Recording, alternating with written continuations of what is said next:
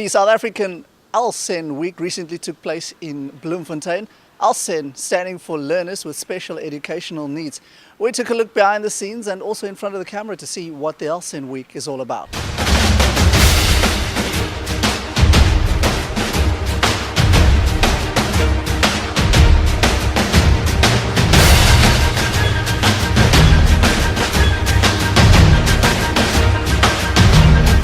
LSN started about 15 years ago, the cricket specifically.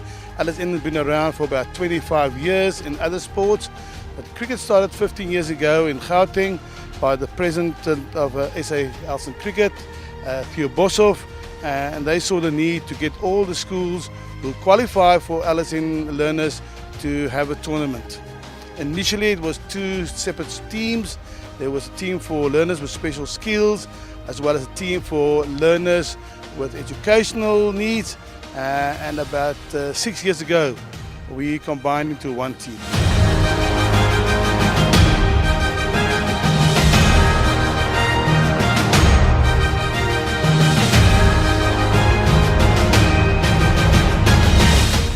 My name is Josh Hugo, currently the captain of Western Province ALSEN. I'm currently from Tafelberg High School, matric student. I was sent to trials because I'm passionate about the game and playing cricket. Currently staying in Bellville, so playing club cricket wise is also a good thing that I've been doing. Playing with the province boys also taught me quite a bit. It's not every day that you get to spend 5 years in one team, so they've taught me quite a bit over the last 5 years and how to deal with things. To be honest with you, when we went up there we were kind of in a patch. But unsure about what was going to happen. The boys proved me wrong. I must say I had my doubts going up there. Day one we were all but in a rough patch, not too sure what was going on. But the boys pulled through and we won that game comfortably. The second game we were chasing a big total of 240 in the heat. Basically they kept us in the field for almost 4 hours. We went out there fighting. The heat killed us, but we knocked the score off in 26 overs, and I mean that showed character from quite a few of us to show that we didn't have to give up during that tough time that we were faced to chase almost 250 runs in 3 hours. The next day we played the last 50 over game against Easterns. We bowled them out for 51, basically a very comfortable win for us. We basically bowled them out in an hour, chase 51 down and we were down by 11 o'clock.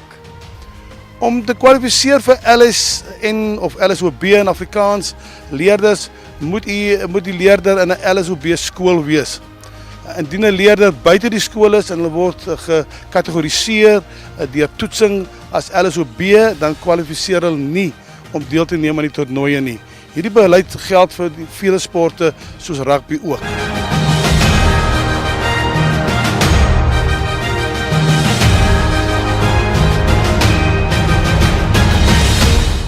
LSN is basically learners that's got a reading or writing disability, physical disability, ADHD, ADD,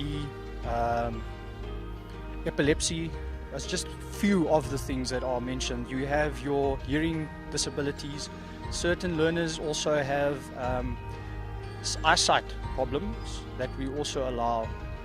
I personally, with the 4 years that I've been involved, I've noticed that it's not that much different to normal cricket coaching that I've been involved in with. You have your disabilities that you must take into consideration, which makes it different.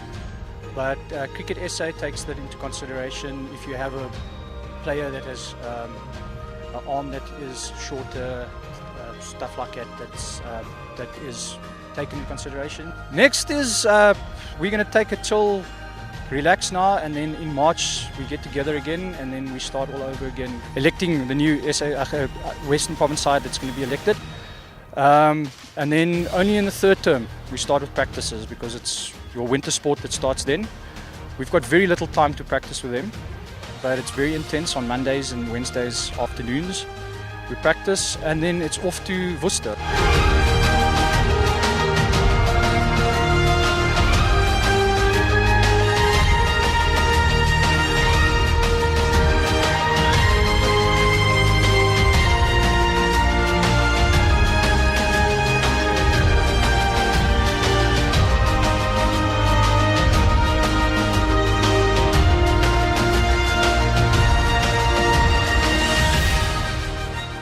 Welcome back to From the Clubhouse. A really nice report there from Gav Orens.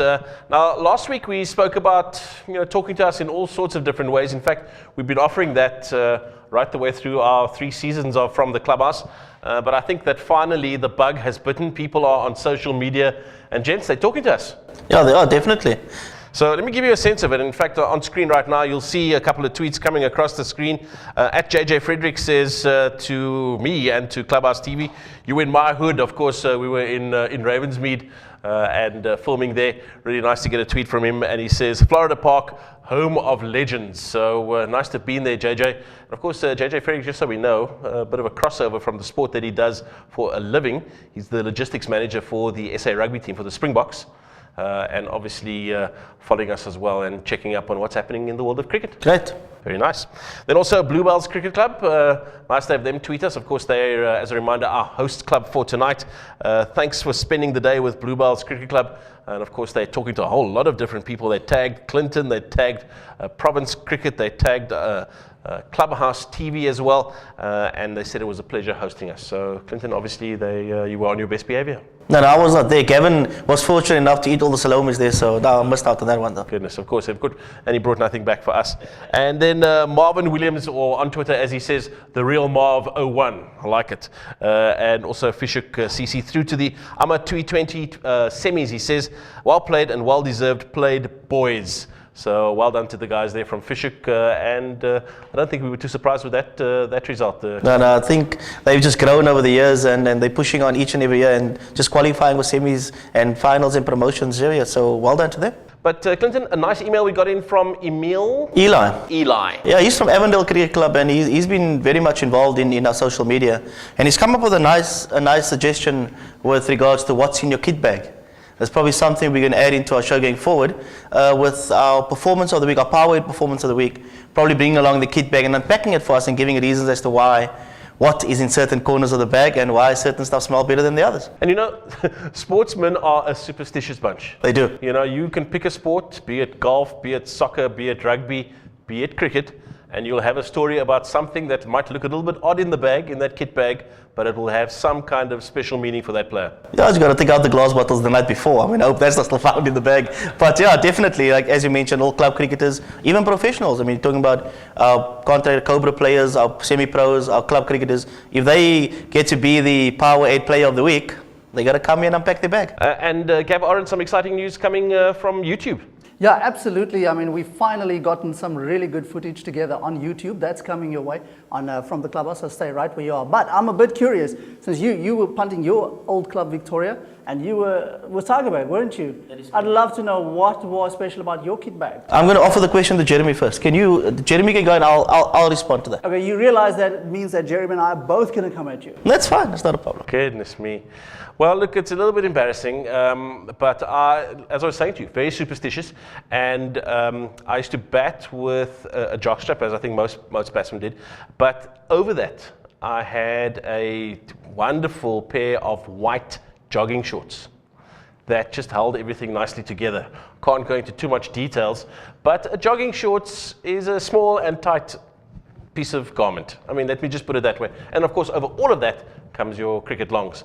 And I got to tell you, I wore that thing for the longest years, and I would feel a little bit unsettled. I would almost feel like, I wasn't going to score a good score without it. So I always made sure the first thing, other than the cricket bat, other than the pads in the bag, the white jogging shorts. Well, hopefully his mother washed it between games. Clinton, what about you? What was, other than the gel, what was in your kit bag? The problem I had with my kit bag is I never packed my own bag. So I never arrived early on a Friday night to play cricket on a Saturday. So my grandmother would pack it and I would just open it and expect what's in there. But she always left a little duck in there. So I never knew what it was for though, but it was always in my bag though.